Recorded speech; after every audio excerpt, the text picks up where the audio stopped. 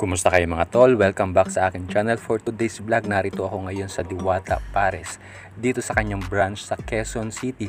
Dahil malapit lang ang workplace ko dito mga tol, dumiretso na ako dito para kumain.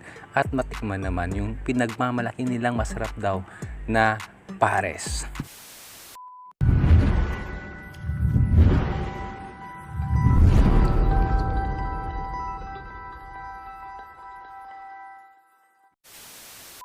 Kaya eto na mga tol, pumila na kami ni Mrs. Buti na lang mga tol, hindi ganoon kahaba ang pila.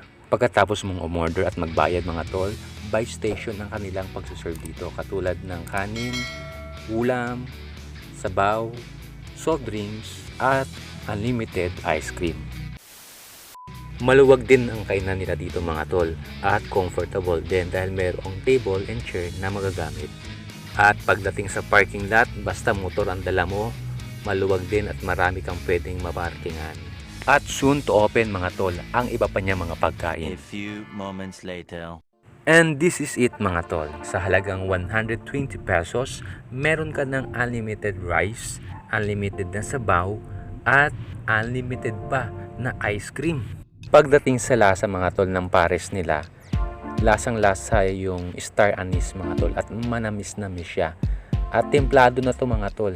Kaya ito yung tinatawag nila na classic pares. At goods din ang lasa ng kanilang separated na unli sabaw na pares mga tol. Ayos ba, Heart? Ano masasabi mo sa lasa?